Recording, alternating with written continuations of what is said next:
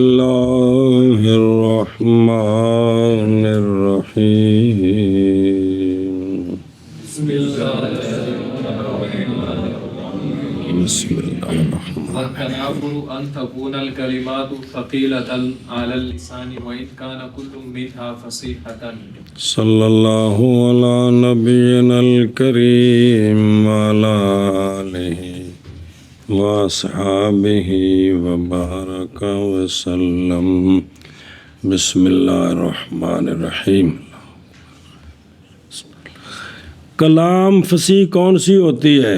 پیچھے دیکھنا پڑھے نا کل جی نہیں نا بولنا. من ضرب التأليف وتنافر الكلمات والتعقيد وفصاحتها. یعنی کلام فصیح وہ ہے جو کس سے خالی ہو اور ذوف تالیف آ گیا ہے کہ نہیں آیا. یعنی قانون نحوی جو مشہور ہے اس کے خلاف ہونا، اس کے یہ ذوف تالیف ہے اور اس کے مطابق ہونا یہ خلوص ہے ذوف تالیف سے. دوسرا کیا ہے؟ اب اس کا تنافر کلمات کے علامے نے تو مثالیں دی ہیں نا، تو تعریفیں علامہ تفتزانی المصنف نے مثالیں دی ہیں، علامہ تفتزانی سے تعریفیں کر رہے ہیں. تنافر کلمات کیا ہے؟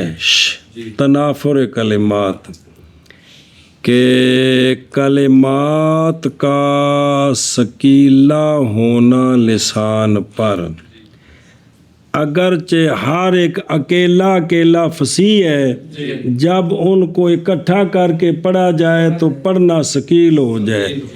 اس کو کہتے ہیں تنافر کلمات. کیا کہتے ہیں؟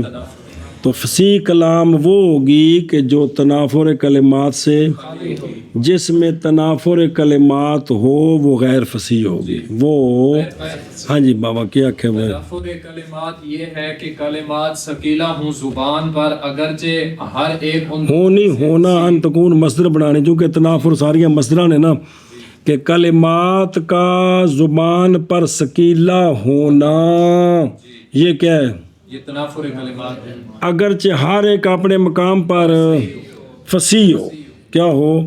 تو مفرد فصیح کون ہوتا ہے؟ جس کی پیچھے بذات پڑھ چکے ہو. جی سمجھ گئے ہیں؟ صلی اللہ علی نبینا الکریم وعلی آلہ وصحبہ وبارک وسلم. بسم اللہ الرحمن. جب کہ ذکر کیا ہے اس کو تنافر حروف میں مامدا میں، تو انسب تھا یہ کہ کہا جاتا تنافر کی تعریف میں بھی ہوا وصف فی المرکب یوجب ثقلہ، اور جیسے مفرد کی تعریف کی تھی فصیح کی. اور تنافر حروف بھائی ایک وصف ہے جی، تو یہاں بھی مناسب تھا کہ یہ کہہ دیتے. کوئی نہیں، ٹھیک ہو گیا، کوئی گل نہیں. فصیحتن کیا اے شاباش. ہوں اگلا شعر پڑھیں گے تو تاں گل بنے گی. تنافر ہونا کلمات کا ثقیلہ لسان پر، اگرچہ ہو ہر ایک کلمات سے فصیحہ. مانا کرو یہ ہے کہ یہ ہے نہیں ہونا، مصدر بنانی ہے. ہونا بار بار کہہ رہے ہیں معرف مصدر ہے تو معرف بھی مصدر ہونی ہے. ہونا کلمات کا ثقیلہ زبان پر، اگرچہ ہو ہر ایک کلمات سے فصیحہ. ہر ایک علیحدہ علیحدہ فصیح ہے جی، لیکن وہ جب جوڑے ہیں تو مشکل بن گئی ہے جی. نحو عین مخففی مصرع کا، کسرا ایک حصہ شعر کا جی. وَلَيْسَ قُرْبُ قَبْرِ حَرْبَ وَهُوَ اسم قبر حرب قبرو. واہ وچ پھر پڑھ دیں ایک وکھرا کر کے پڑھ دیں سکل تے پتہ لگے. وَلَيْسَ قرب قبر حرب قبرو. وَلَيْسَ قُرْبُ قَبْرِ حَرْبِ قَبْرُ. حرب قبر وہ خبری، حرب کی قبر کے قریب کوئی قبر نہیں ہے. اب یہ جو قرب قبر اکٹھا ہوا ہے نا، یہ حرب قبر قرب اکیلے اکیلے سارے فصیح ہیں. یہ جو کاف کاف کاف کاف آ رہا ہے، یہ اکٹھے ہونے سے شکل پیدا ہوا ہے. پڑھ کا کوئی زبان تے محسوس ہوں ہی وَلَيْسَ قُرْبُ قَبْرِ حَرْبٍ قبر. او قبرن تو قبر وہ پڑھ سکتے ہیں کون تو بڑا پڑھی میں لفظ ولیسا ليس قرب قبر حرب قبر. اے شاباش. اچھا جی یہ مثال ہے لمنتہا فی الثقل. اس میں بھی ثقل ہے جی. آگے پڑھوا صدر البیت وقبر حرب بمکان فقر اے خالق بے مکان کفر کفر اے خالق عن الماء والقلاء. بس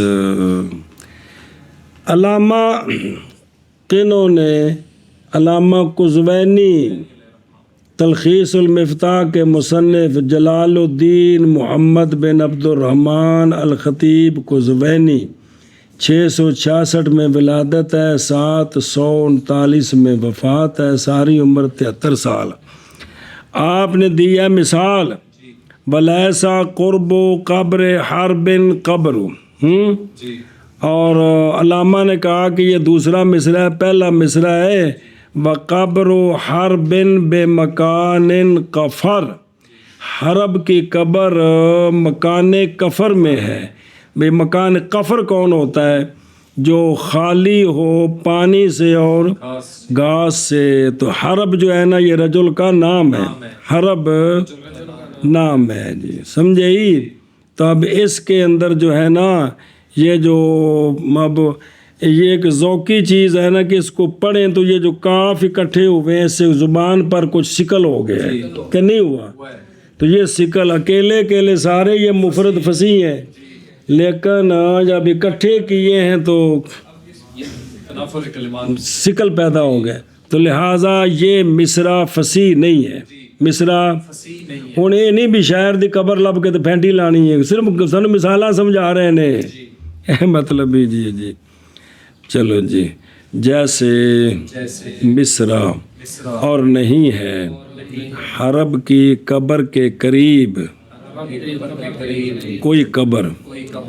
حرب نام ہے رجل کا شعر کا پہلا حصہ اور قبر حرب کی مکان قفر میں ہے یعنی جو خالی ہے پانی سے اور گھاس سے.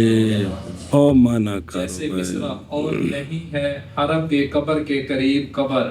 حرب یہ نام ہے ایک رجل کا اور شعر کی شروعات پہلا مصرع وقبر حرب بمکان فقر یعنی جو خالی کافر کاف تے فے وہ بلا تھی بھی کافر یعنی جو خالی ہے پانی سے اور گھاس سے. او فصیحہ یہ بیت ہے رجس سے. ارکان اس کے اول مصرع کے مفاعل مفتعل مفعول ثانی کے مفاعل مفاعل مفعول. قرب و حرب قبر و حرب. ظاہر البیت جو ہے نا یہ کیا ہے خبر ہے اور مقصود بظاہر تو یہ خبر ہے نا شاعر خبر دے رہا ہے لیکن مقصود اس سے تاسف اور کہ اس کی قبر کا اس طرح ہونا یہ بڑا افسوس کی بات ہے.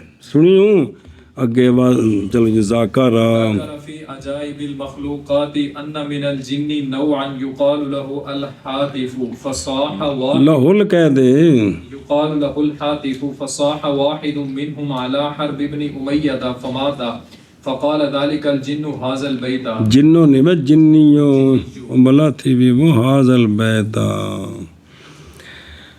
مصنف جو ہے نا علامہ قزوینی ان کی کتاب عجائب المخلوقات ان کے اندر انہوں نے یہ ایک واقعہ لکھا ہے ذکر کیا مصنف نے عجائب المخلوقات میں کہ جنوں کی ایک قسم ہے جس کو حاطف کہتے ہیں جس کو تو اس نے چیخ ماری ایک نے ان میں سے حرب بن امیہ پر تو وہ چیخ سے مر گیا چیخ سے تو اس جنی نے یہ شعر پڑھا تھا لیسا قبر قرب قبر حرب قبر.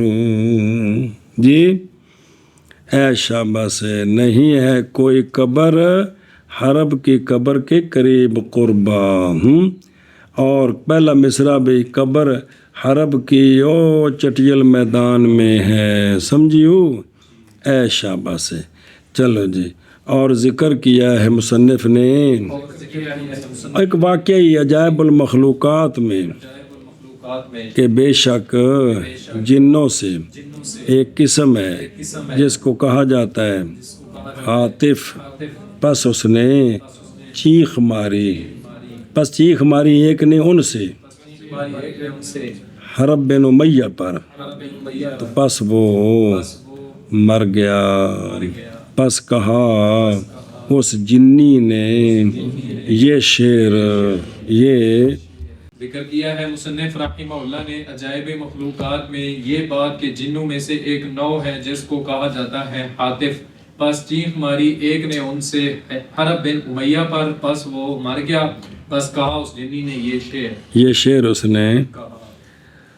او فصاح نظر آئی ان چیخ کیوں ماری، سبب و سیاحت ہی علیہ کہ اس نے انہ داسا بنال ہی وہ پیسا اپنے جوتے کے ساتھ کسی ایک پر، ان سے سانپ کی صورت میں کو نیچے نظر آیا تو اس نے اس کو اپنے پاؤں کے جوتے سے دبا دیا۔ ذکر کیا ابو عبیدہ اور ابو عمر شیبانی نے کہ حرب بن امیہ جب واپس لوٹا نا، حرب سے وہ اور اس کے بھائی گزرے ایک جنگل پر غیدہ جی اور اشجار ملتفہ بھی بڑے گھنے درخت، بڑی زمین چنگی لگی تو کہا اس کو او امیہ کو مرداس سلمی نے اور وہ اس کا ساتھی تھا کہ کیا دیکھتا ہے تو اے حرب یہ جگہ دیکھیو کتنی کمال ہے یار۔ اس نے کہا جی ہاں۔ کہا یار اتنے کھیتی باڑی کرتے ہیں، ٹریکٹر نویں نکل آئے نے لینے آتے اتنے جناب ڈیرا بنانے ہیں تو چودھری بنتے ہیں۔ اس نے کہا ٹھیک ہے یار۔ فقال لو حل لک ان تکون ان نکون، یہ کہ ہم دونوں شریک ہو جائے اس میں، اور اب اس جنگل کو جلاتے ہیں تو پھر ہم یہاں کاشتکاری کریں گے جی۔ تو اب چونکہ وہ جنگل تھا تو پس اس نے اس کو کہا کہ اچھا، تو فقال نعم، تو پس ان دونوں نے آگ جلا دی اس جنگل میں، سنیا جی۔ تو پس فلم استارت، جب وہ آگ بلند ہوئی نا، اس کے شعلے بلند ہوئے تو انہوں نے اس جنگل سے سنا رونے کی آوازیں و دجیون کثیر، چیخو پکار سنی انہوں نے جی، چونکہ اتنے جنگل میں بہت ساری اللہ دی مخلوق سی نا، وہ ساری آگ نال سڑن لگ پئی جی۔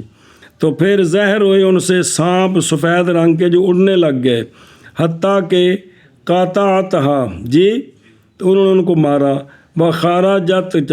بخارجت منہا، پس جب جل گیا نا کون، تو سنا انہوں نے کہ عاطف کو جس نے زور سے یہ شعر پڑھا، ویل لحرب فارسا متاعنا مخالصا ویل امر فارسا اذ لبس القوانسا۔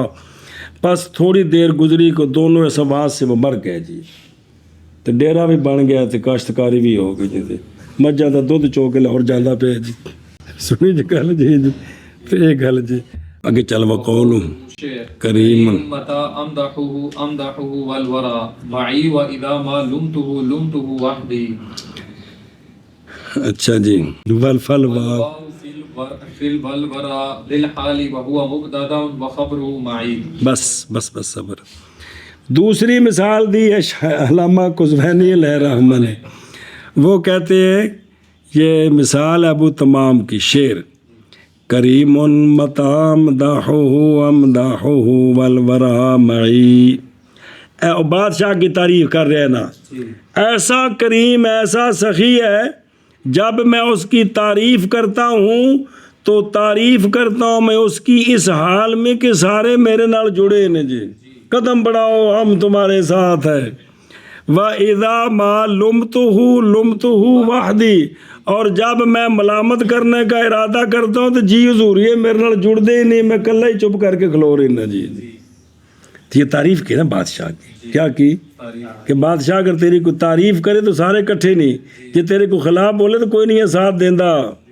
کلمہ متا دلالت کرتا ہے کلیت اور عموم پر، وہ بین اسطور لکھے نال ہی، اور کلمہ اذا دلالت کرتا ہے جزئیت اور عدم تکرار پر۔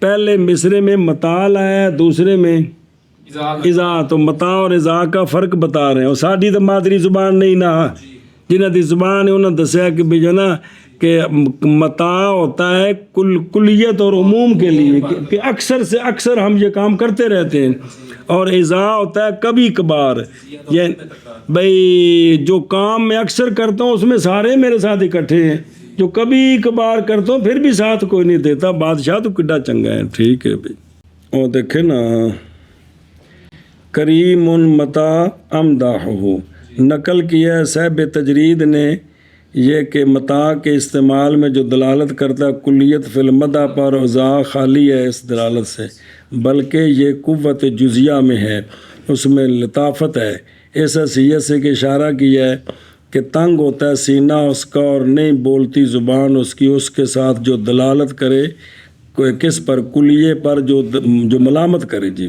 اے شاہ بس اگے بھی ایک نقطہ لکھے تے اگے ہن دھیان کر، علامہ ترکیب بیان کرتے ہیں، فرماتے ہیں یہ جو ول برا ہے نا، ول برا، اس میں جو واو ہے یہ حالیہ ہے، یہ واو دراں حال ہے کہ مخلوق میرے ساتھ ہوتی ہے۔ جی سنیں، اور یہ برا ول برا ہوں مبتدا ہے اور مائی اس کی خبر ہے، اور پیچھے نال جوڑ کے جی سمجھے، یہ ترکیب بیان کی اس کی۔ جی مانا ہو گیا جی قول شاعر کا شعر۔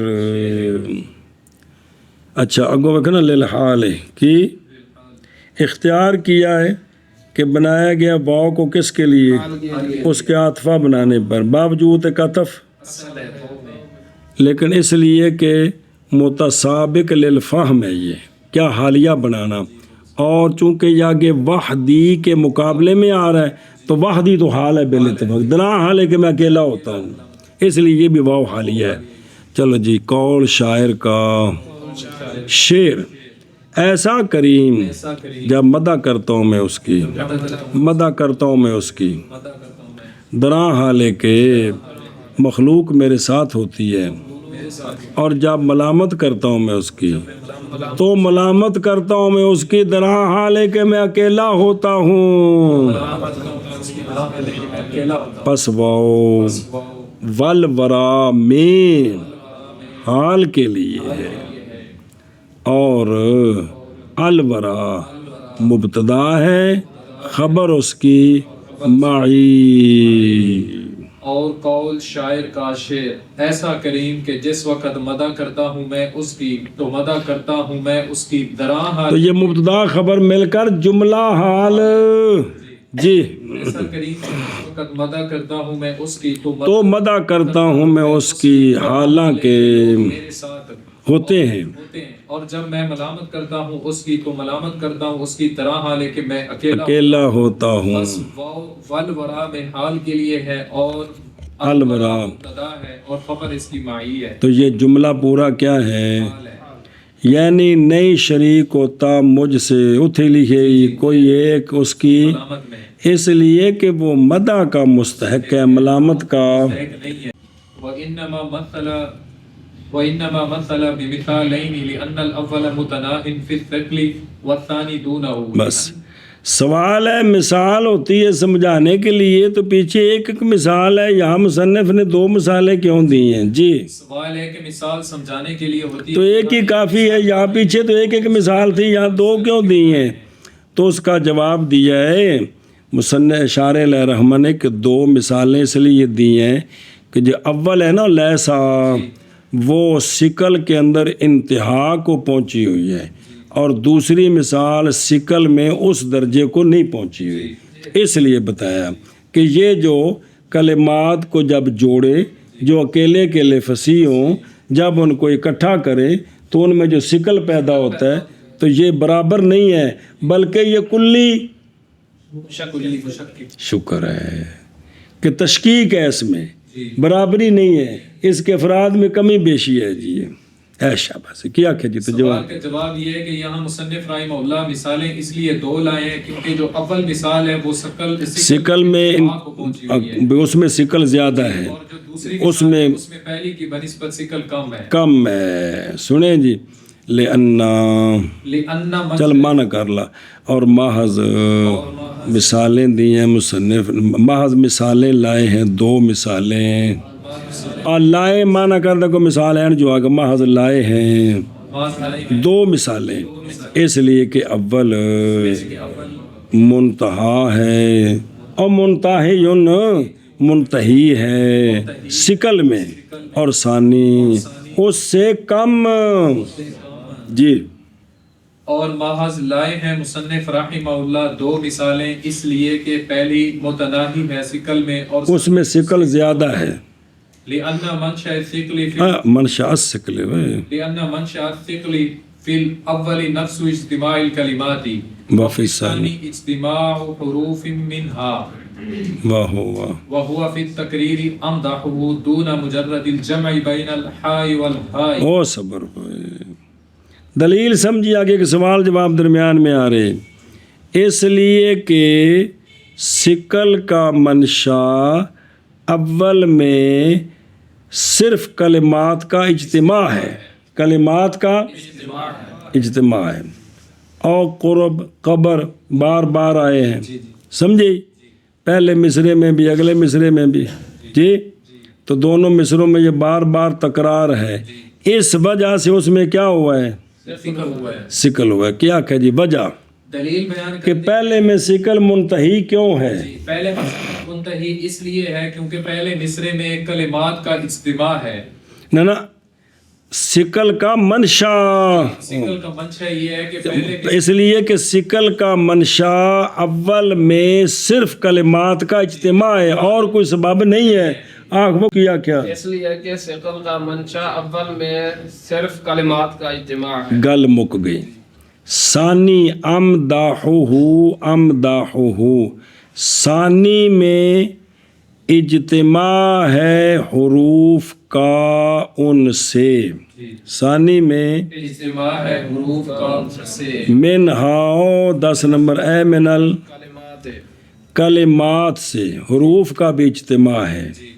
تو واو جو ہے نا آگے وہوبا کی یہ بمانا مع بنانی ہے، باوجود امداحہ کے تکرار کے، جی امداحہ کے تکرار میں، ہا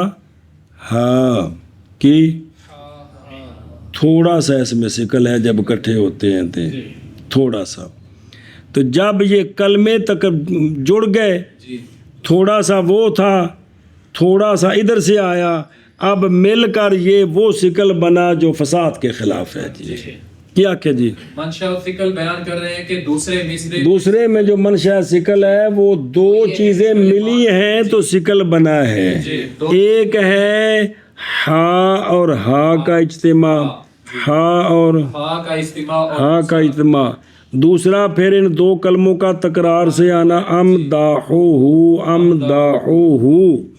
تو تھوڑا سا ثقل تھا کس میں، حروف میں، ہا اور ہا کے جمع ہونے میں، پھر جب یہ تکرار سے آئے تو ثقل اور بڑھ گیا، اس وجہ سے یہ شعر غیر فصیح ہو گیا، اس میں تنافر کلمات پائے، تنافر سمجھیو، صرف یہاں جمع ہونے کی وجہ سے ثقل نہیں ہے بلکہ تھوڑا سا ثقل دو حرفوں کی وجہ سے بھی ہے، سمجھے، کس کا، ہا اور ہا کے درمیان، ہا اور ہا کے درمیان منع کرو، اس لیے کہ بیان کریں ثقل کا منشا اول میں کلمات نفس اجتماع کلمات ہے، اجتماع کلمات ہے، اب وہ اجتماع پورا ثقل بن گیا ہے، ثانی میں اجتماع ہے حروف کا، اجتماع ہے حروف کا کلمات سے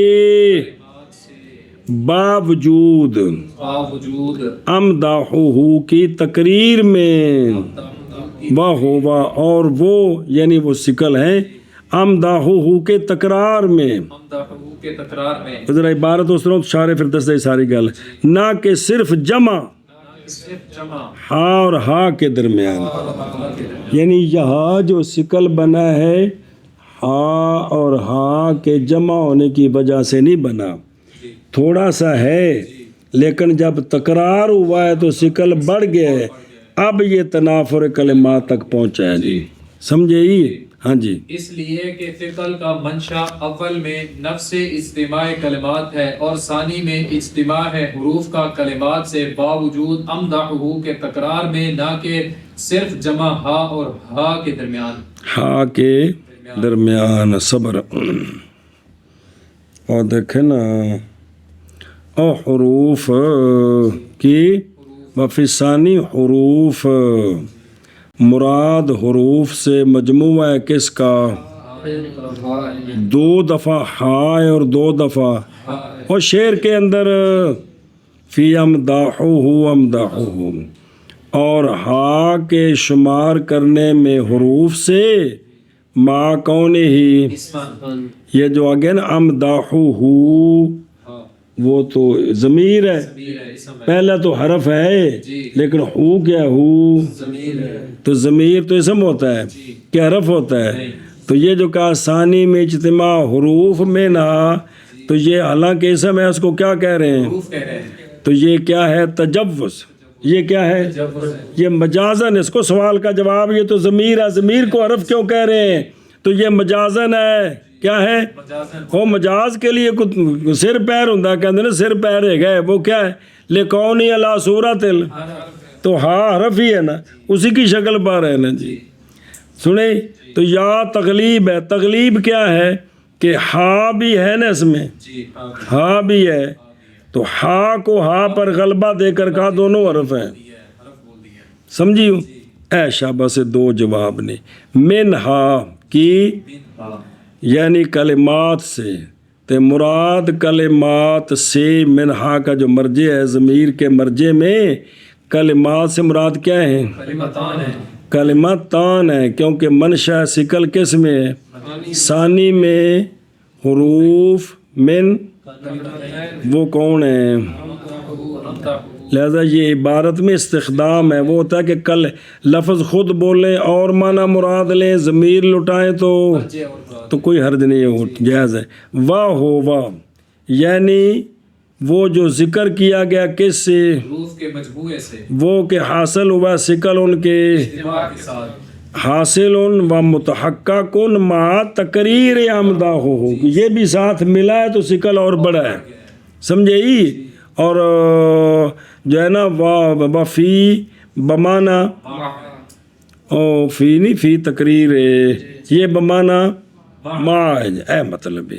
یا یہ ہے کہ ثقل ثانی میں جو مخل بے فصاحت ہی ہے، یہ حاصل ہوا کس سے؟ امداح کی تقریر کے ساتھ. تو اور اب فی جو ہے یہ بمانا با ہو گئی، یعنی بسبب اس کے ثقل ہے، ان کے تکرار کے سبب سے ثقل ہے. 2 مطلب ہے کہ حروف کا تھوڑا سا ثقل، اس کے ساتھ تکرار کا ثقل مل گیا تو مخل ہوا، یا حروف کا ثقل نہیں ہے بلکہ تکرار کے سبب سے ثقل آیا. آگے سمجھ؟ یہ 2 معنی جی ہیں جی. اے شابہ سے. تو آگے دونا مجرد الجمع، صرف اکیلا جو ہے نا جمع بین ہا والہا، اس سے ثقل نہیں ہے. ایک کو پڑھے نا لے وقوعہ وقوعه في التنزيل مثل فسبحه فلا يصح القول بأن مثل هذا الثقل مخل بالفصاحة. بس اس لیے کہ صرف ہا اور ہا کے ملنے سے ثقل نہیں آیا، یہاں تکرار سے ثقل آیا ہے. وجہ یہ ہے کہ ہا اور ہا تو قرآن مجید میں ان کا اجتماع ہے، ان کا اجتماع ہے. تو اب یہ تو نہیں کہہ سکتے کہ نعوذ باللہ یہ جو فسبحہ ہے یہ قرآن پاک کا حصہ نعوذ باللہ یہ ثقیل ہے اور یہ مخل بالفصاحت ہے، یہ تو قول نہیں کر سکتے جی. اس لیے یا تو یہ کہیں گے کہ حرفوں سے ثقل نہیں ہے، تکرار سے ہے، یا یہ کہ حرفوں میں تھوڑا سا ثقل ہے جو مخل بالفصاحت نہیں ہے. اس کے ساتھ جب تکرار ملا ہے تو پھر یہ مخل بالفصاحت ہوا ہے جی. کیا کہ دوسری نہ یہ جو کہا ہے نا کہ بھئی یہ صرف ہا اور ہا جو ہے نا یہ ثقل کا منشا نہیں ہے. کیوں؟ ثقل کا منشا نہیں ہے. کیوں؟ یہ تو موجود ہے قرآن مجید میں، کہاں؟ اور ہا اکٹھے ہوئے ہیں تو فسبحہ، کہ کوئی نہیں کٹھے.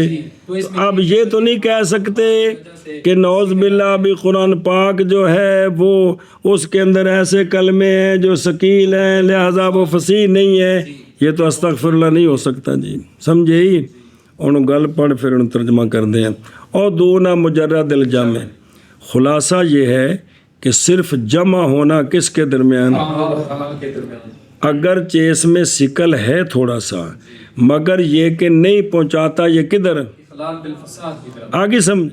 کیفا تم یہ کیسے کہو گے کہ ہا کا اجتماع یہ سکل جو ہے نا وہ مخل بالفساد ہے، حالانکہ تحقیق واقعہ کس میں، قرآن پاک میں فسبح ہو، اور قول کرنا قرآن کے استعمال کا کس پر، کلام غیر فصیح پر. یہ ان سے ہے کہ نہیں جرت کرتا ہے اس پر کوئی.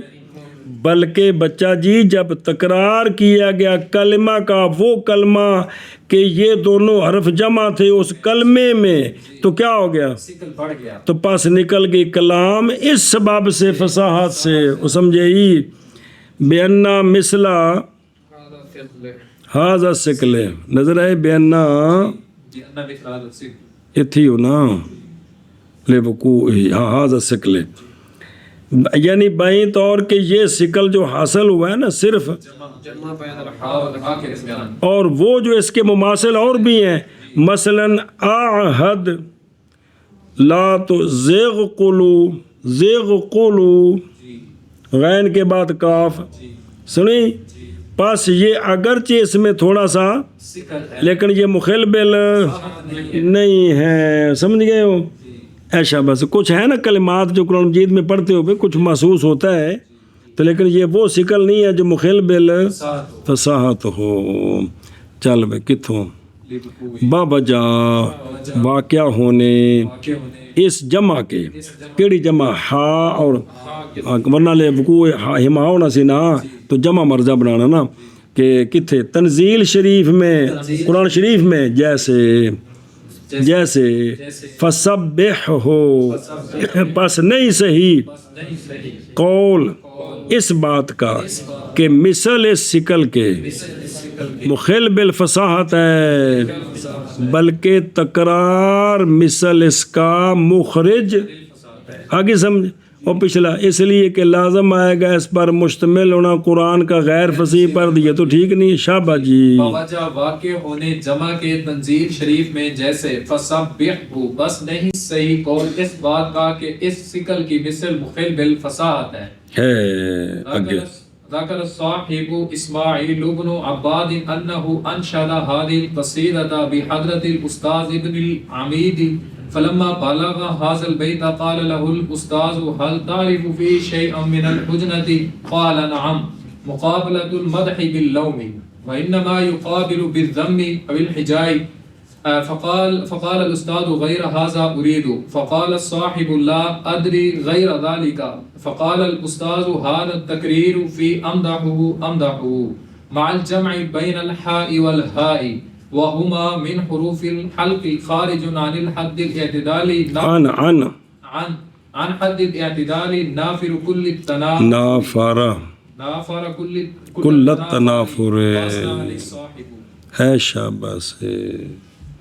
یہ علامہ تائید پیش کرتے ہیں، علامہ کہ صرف ہا اور ہا کے جمع سے سکل نہیں، تکرار سے سکل ہوتا ہے. کس سے؟ تکرار سے. کہ صاحب جس کا لقب ہے نام اسماعیل بن عباد، اس نے پڑھا یہ قصیدہ استاد ابن العمید کے سامنے. جی یہ پیچھے سے قصیدہ آ رہا ہے، یہ سارا سنایا. جب پہنچا اسماعیل اس شعر پر، کیڑا شعر؟ کریم متا امدحہ والورا الاخری. تو کہا اسماعیل کو استاذ نے کیا پہچانتا ہے تو اس میں کوئی شے حجنا سے، عیب تے کبو، تجھے اس شعر میں کوئی عیب اور کبو نظر آ رہا ہے؟ تو کہا اسماعیل نے جی ہاں، یہ مدح کے مقابلے میں ملامت لائے ہیں، حالانکہ مدح کے مقابلے میں ضم ہوتا ہے یا ہجا ہوتا ہے. یہ مجھے نظر آ رہا ہے کہ یہ مقابلہ ٹھیک نہیں ہے. سنے ہی کو اس نے کہا جی ہاں مقابلہ مدح کا کس کے ساتھ ہے؟ لوم کے ساتھ وہ اگے لوم تو نہیں ہے گا، یہ مقابلہ کیا ہے، اور محض مقابلہ کیا جاتا ہے مدح کا ضم کے ساتھ یا یعنی اس کو مقابل میں لایا جاتا ہے۔ تو استاد نے کہا غیر ھذا اریدو، میری مراد یہ نہیں، اس کے علاوہ کوئی اور ہے، اور کوئی بات بتا۔ تو صاحب نے کہا لا ادری غیر ذالک، تو استاد نے کہا، صاحب نے کہا جی لا ادری غیر، مجھے اس کے علاوہ اور سمجھ نہیں آ رہی۔ تو استاد نے کہا یہ تکرار، یہ عنصر اول ہے تنافر کا، یہ تکرار امدحہ میں ایک باوجود عنصر ثانی جمع ہونا ہا اور ہا کے درمیان، اور یہ دونوں حروف حلق سے ہیں۔ سنیں، جب یہ تکرار اور یہ جمع اکٹھے ہوئے ہیں تو اب نکل گیا ہے یہ شعر حد اعتدال سے نافارا کل تنافر، تو اس میں سکل وہ پورا ہو گیا جو سکل مخل بل ہوتا ہے۔ تعریف کی استاذ کی صاحب نے، جی سمجھے ہی کہ وہ استاد زندہ آباد، وہ کڈی گل سنائی استادہ سمجھ آ گئی جڑی ہے اے گل جی۔ اور ترجمہ کرنا اور گل کو نہیں بچ، صرف ہونا جڑا نا بچ کوئی تھلے حاشیت کوئی